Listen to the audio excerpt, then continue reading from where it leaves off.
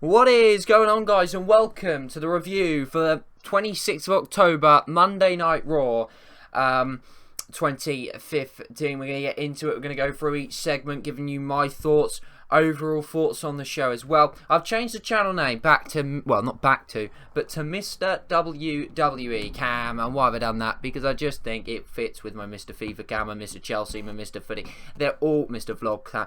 That's the kind of way I want the channel to be. I want them all to have sort of similar names, so it's a kind of brand, so to speak. And that sounds stupid, but it's just something I've done, something I've changed. So yeah, that's that. That's all we need to talk about that. We're going to talk everything about Monday Night Raw. Now, I guarantee you, as soon as I start this video, someone's going to walk through the house and I have to stop the video and then, well, not stop it, but then pause the video and then start it again. So if there is a kind of intro, what's the word? If I have to then stop and start again, or not stop and start, but it's kind of stop and then come back, then I do apologise. But we're going to get into it. Monday Night Raw, after Hell in a Cell, I was looking forward to Raw, and it kind of delivered. I was relatively impressed with Raw. It wasn't amazing, but it was a really good show. Really did enjoy the show, which doesn't happen very often for Raw. It's one of the best Raws we've seen for a long time, really, or you know. And it was great to see the spotlight on the world title. That is what I loved. The spotlight once again on the WWE World Heavyweight Championship. And that is what I wanted to see.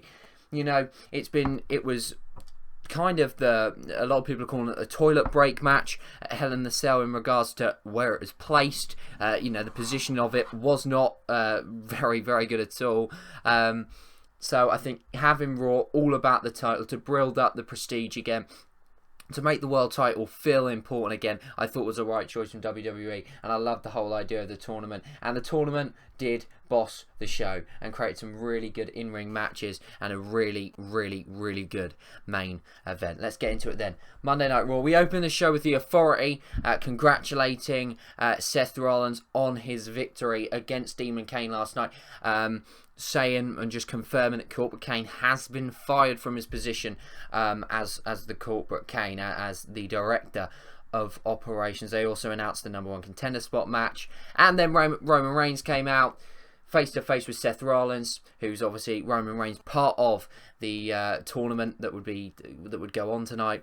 And we kind of ended the segment with Roman Reigns going, I can't remember what he said. I think he said, I'm taking that title from you, or something like that. It was a little bit long. It was a little bit, yeah, but it was an opening segment. It set up what was happening on the night. You know, it is what it is. It was an Authority opening segment. Wasn't the best way to start the show, but wasn't the worst. I'd probably just rather see the tournament get straight into it and just get straight into that tournament. And the commentators, while the people coming out could have just announced what was happening tonight, I didn't feel we needed a segment for this.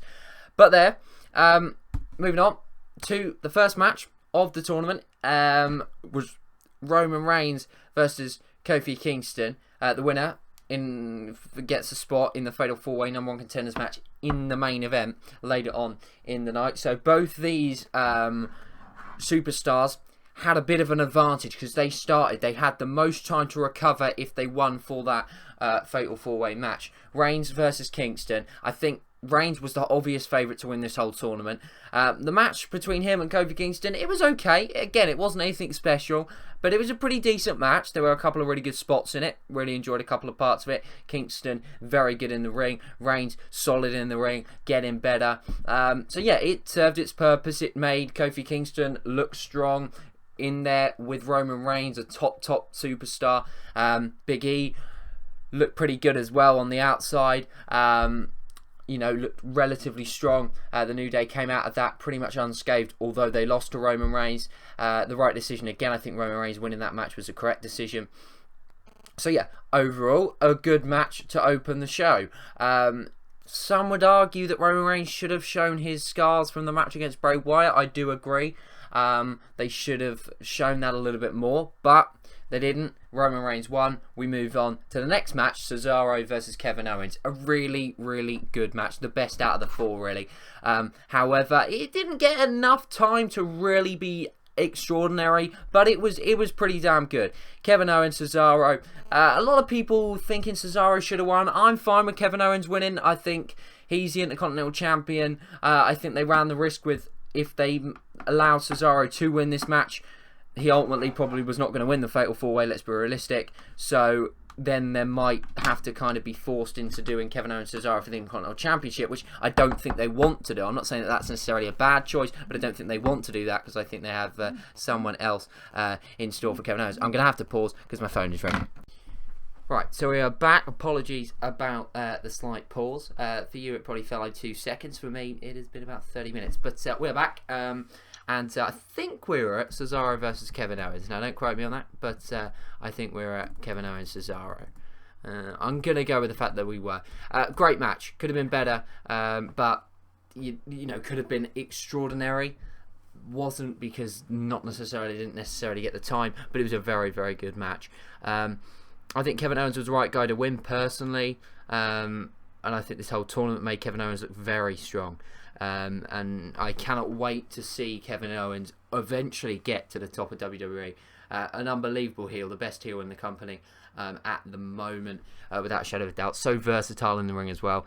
And yeah, these two need to go on a big feud in the future, because they will be and produce some of the best matches, certainly of the year. So that was Cesaro versus Kevin Owens. As I say, it looks as if Cesaro is going to go off with Stardust and have a feud there, which will be quite a good feud, I think, match-wise. Whether the storyline's there or not, we'll have to wait and see. We had another pointless six-man tag Divas match. It served its purpose in one respect, and in another respect, it didn't need to be like this. They done the whole page turning on Charlotte and Becky, which I didn't expect to happen. I expected it to happen like last week, or at Hell in a Cell. It didn't. It happened tonight, which was good. But the match itself was pointless. It's another one of these six-man tags or six-woman tag match, which we don't care about. The teams need to split up. They need to split up now. We're bored of it. We want to see them go down the single route. Maybe keep, Brie and Nikki together. That's fine, and they can have them split up down the road. That's fine, but don't have all these stupid teams. It's pointless. Maybe this is the start of all the teams breaking down. Again, no Sasha Banks on Monday Night Raw, which I was disappointed about. So yeah, it is what it is. Team Bella win, kind of building themselves up after that loss that Nikki Bella had at the pay-per-view. It looks as if we're going to pay Charlotte, which will be a great match, but yeah, it's just a shame how Becky Lynch is being treated. It's just a shame how we've still got these stupid matches. And our Divas Revolution still is just not really going to be what we want it to be. The next match, Alberto Del Rio versus Neville. It is just great to see Alberto Del Rio back. I still don't really understand the whole Zeb Cole or Alberto Del Rio. It's hard to get your head around. Storyline-wise, it doesn't really make a lot of sense, but it is what it is. Alberto Del Rio is a heel like that. Loves Alberto Del Rio as a heel. He can work as a face, but I think I'm swaying towards him as a heel. Definitely, I think he's a lot better heel than he is face. And I just want them to allow Alberto Del Rio to be Alberto Del Rio. And if they do that, then I think it'll be really, really good. Great match, to be fair. Really enjoyed the match. Good spots from Neville. Neville again in a big opportunity there. Didn't necessarily get it, but starting to see him being booked a little bit better, it has to be said. It's the next feud that he has is going to be important for him. If he can have a meaningful feud, then we could see him pushing up to maybe Kevin Owens. Maybe that's who he has next. Kevin Owens Neville would be a great match. Just about missed each other out in NXT. Maybe this is a chance now for them both to go and have an unbelievable match for the Intercontinental Championship. I would not mind seeing Neville versus Kevin Owens. Leave your thoughts on that down in the comments below. But as for Alberto Del Rio versus Neville, as I say, good match. Alberto Del Rio won. What a couple of nights for him. Unbelievable. And I do want to see Alberto Del Rio right at the top in, say, a year's time in WWE. But a good match. And yeah, again, the title run for Del Rio, I think, is going to be a good run. I think we all know that it will only last until John Cena comes back. But with that being said, I would like to see him continue the United States Open Challenge thing, but I have heard that he's on a limited schedule appearances, which I'm not happy about that personally, but it is what it is. I suppose if you see him less often, when you do see him, it's more important. I like the whole Zeb Coulter thing. I think that's going to be brilliant. Zeb Coulter's good on the mic, but I don't really get the logic as to why they're together and everything. It doesn't make a lot of sense. But hopefully, that can we can forget about that as much as we can and move on. But yeah, good match again. Other good match. Then we had the Dudley Boys and Ryback versus Sheamus, King Barrett, and Rusev. Sheamus and King Barrett, if the WWE have got nothing for them to do, which it seems as if they haven't, then put them in the tag team four-way match at Survivor Series, because that's what I assume it will be. Dudley's, New Day, Sheamus, Barrett, and you can then put Lucha Dragons in, because it looks as if Ascension are over somewhere else. Primetime Players, God knows what they're doing. I think KW Tribute said they're on main event. I don't watch main event, so they're being treated stupidly. Los Matadores, I haven't seen them in about 10 years. So maybe make Sheamus and King Barrett go into the tag team division for a couple of months while Sheamus is holding that belt.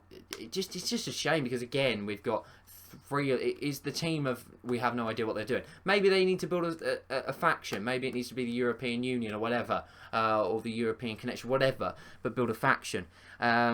Whatever it needs to be, they need to have a bit of direction, because at the moment they're directionless. King Barrett, though, is picking up pinfalls for this team a lot. I am noticing that, and maybe they got something big in store for him, which would be nice, because he is, as Wade Barrett, an unbelievable character, really, in a main event of King Barrett. I'm not feeling it as much. Ryback, everybody knows my position on Ryback. I just don't think he's a great in-ring wrestler, and I think without his Feed Me More chant, he is pretty much irrelevant and wouldn't be as over as it seems he is. Dudley Boys, still, as I say, I love the Dudley Boys, but they need to win the title. I think they'll win the title at TLC, personally. But I think for them, they need to win the title, otherwise what the hell are they going to do? Yeah, so it'll be interesting to see. I think they'll win it at TLC in a tables match, but who knows? It could win it as early as Survivor Series. But again, it just feels like all of these, WWE really didn't know what to do. It was a pointless six-man tag. We've seen so many of these recently where they just throw a few people together because they aren't using them on that Raw and just get another match out of it. Pretty pointless and decent. It was, it was an okay action, but no meaning to it. We then had one of the best segments of the night. Not the best, because I'll leave that to the main event. But Bray Wyatt came out, explained why he attacked The Undertaker, why he done it, the fact that him and Roman Reigns would meet again, but not now. It was his resurrection, taking The Undertaker's soul. He's feeding off The Undertaker. He is going to destroy the dead man. This is it for The Undertaker. This could be the passing of the torch, and I hope it is.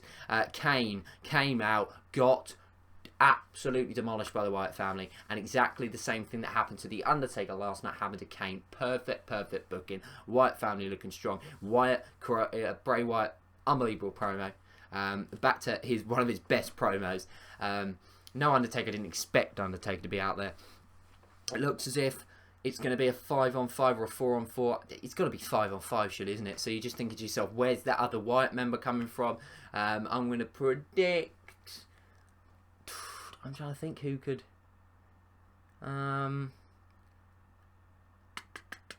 Bo Dallas. I'm going to go for Bo Dallas. I'm going to go for Bo Dallas as the other Wyatt, the fifth Wyatt member, and then I'm going to go Undertaker, Kane, Daniel Bryan. Hopefully he can get cleared in time. And then I want to say Sting and Dean Ambrose, but I don't personally think Sting's going to be cleared in time. So I'm going to go Dean Ambrose, and then I'll go for someone who they'll just throw in because they've got nothing else to do. Probably someone like fucking Ryback. But yeah, it's going to be a big match. This really is going to be interesting how this sort of transpires. Many people saying it could be Wyatt versus Undertaker at Survivor Series 1-on-1. I think it's got to be the eliminate. I think it's just going to have to be that 5 versus 5 match. It has to be Wyatt family versus thing, especially now with Kane there. They've got to do something along those lines. Brother Destruction back. Very, very good segment. Moving on to number 9 in the things that we're going to talk about. Big E versus Dolph Ziggler. Very, very good match. Up there with Cesaro, Kevin Owens. For me, Cesaro, Kevin Owens just about edges it, but a very good match. Big E and Dolph Ziggler, fantastic in the ring. I love Big E. I think he is a future world champion. Dolph Ziggler, I think, could be a world champion again. I just don't think necessarily they're ever going to book him to that stage. I like the whole Tyler Breeze and the VIP thing. I thought that was good. I thought that was really interesting. It was a bit different. It creates depth of character. The people that haven't seen him on NXT, they're starting to get who he is, and it just starts to make him feel a bit important. I thought that was really good. Again, Big E looked really good, although he lost. Dolph Ziggler gets a spot in the Fatal 4-Way #1 Contenders match. Good match, happy days. Not much to talk about, but it is what it is. I thought it was very, very good personally. And then we had the Fatal 4-Way. Alberto Del Rio, Roman Reigns, Dolph Ziggler, and Kevin Owens in a match that was one of the best matches we've seen on Raw recently. Definitely, it's up there with some of the United States Champions. I really did enjoy this match.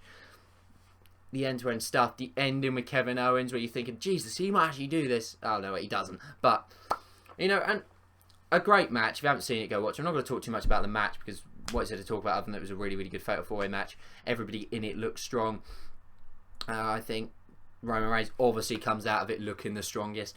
Kevin Owens, though, I think he looked very strong. Alberto Del Rio looked strong, and that was credit to the commentary team all night. Ziggler didn't look like he was a bit part. He looked well within his right to be in there, which is all great. So yeah, I thought it was very good. Reigns picking up the pinfall, showing he had to earn it. He had to earn the title shot, and I think he has. And I bashed Roman Reigns and the way he was booked, rightfully so, like we all did at the Royal Rumble. Then I wanted him to win at Fastlane. I didn't want him then to win at WrestleMania because I didn't think he was ready. Now, I think Roman Reigns is ready for this title shot. And I'm always willing, and I know I bash Ryback all the time, but I'm always willing, if he changes it, I'm always willing to change my mind. I'm not set in stone with, he is always going to be bad or he is always going to be shit. My mind, it can change. I do like Roman Reigns. I do like Seth Rollins. This is going to be a great storyline. I cannot wait for it personally. I know a lot of people will be going, I still don't think Roman Reigns is ready. I do. I think it'll be a good match. And I think, he deserves it. Nearly won the Money in the Bank. Bray Wyatt, he's had to go through matches with Wyatt, good matches as well. He's got that under his wing. He's sorted that out, moved the problem. Great Hell in a Cell match. I think he deserves his shot, and I think whether he'll win it or not, I'm not so sure. I still think Seth Rollins is his favourite. But I would not mind seeing Roman Reigns with a world title. That's all I'm going to say. I would not mind it. I think this match, this feud is going to be brilliant. He's still not great on the mic as Roman Reigns, but in the ring he's improving. He is improving all over. So yeah, that's pretty much it for that. I mean, I know I've done pretty much a simple, quite short review, but I overall thought the show was very, very good. I thought it was a good show. Spotlight on the world title, which I think is always good. Made a lot of people look strong. I don't think anyone came out of that show looking weak at all. Booked again, the second night in a row where WWE practically booked everything right. Still a few problems, the Divas Revolution and also then pointless six-man tag matches and just some of the direction of superstars.